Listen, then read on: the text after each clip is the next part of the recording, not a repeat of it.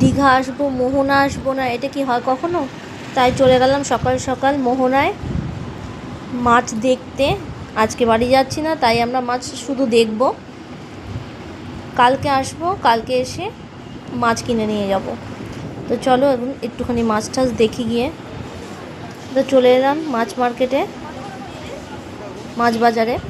তো দেখো নানান রকমের ইলিশ আছে এখানে, 1200 টাকা, 1500 টাকা, 1800 টাকা ইলিশ আছে। ইলিশগুলো দেখে আমার প্রচণ্ড লোভ হলো। ইলিশ তো আমি একটা নিয়ে যাবই, একটা নিলেও নিয়ে যাব। তো দেখো এখানে ইলিশ আছে, তোমরা চাইলে এখান থেকে ইলিশ কিনতে পারো। আমি যা দেখলাম এখানে এসে, আমাদের বাজারের থেকে এখানে বাজারের দাম অনেক কম। পমফ্রেট আছে, ইলিশ আছে, আরও যেসব মাছ আছে আমার চোখে লাগলো না। আমার ইলিশ, পমফ্রেট আর চিংড়ি মাছটাই চোখে লাগলো সব থেকে আগে, কারণ আমি এগুলো ভালো খাই, তাই আমার এগুলো চোখে লেগেছে।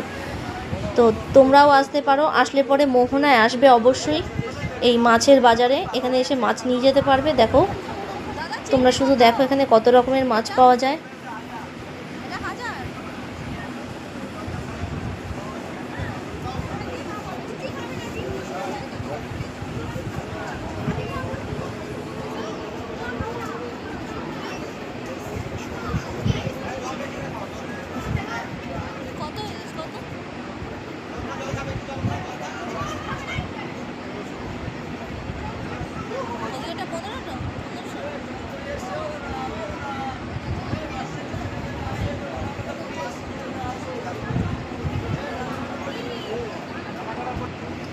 এরপর তোমাদের আরেকটা চিংড়ি দেখাচ্ছি, লাফাচ্ছে, একদম জ্যান্ত চিংড়ি।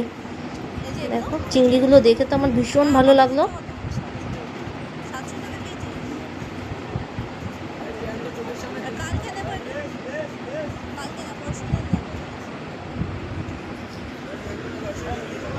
আমি তো বলবো দীঘায় আসলে তোমরা মোহনায় আসো, এসে মাছ কিনে নিয়ে যাও, অনেক সস্তায় মাছ পাবে এখানে।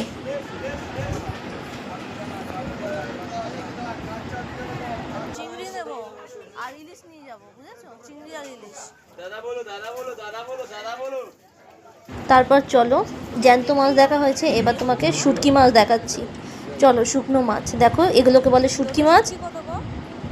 আমরা এই শুটকি মাছ খাই, অনেকেই হয়তো খায় না, কিন্তু অনেকে খুব যারা খেয়েছে তারা জানবে শুটকি মাছের টেস্ট। প্রচুর রকম ভ্যারাইটিস এখানে শুটকি মাছ পাওয়া যায়। তোমরা কি নেবে? লোটে শুটকি, ছুরি শুটকি, মৌরলা শুটকি, তারপর যত রকমের মাছ আছে, নোনা ইলিশ, ইলিশ শুটকি,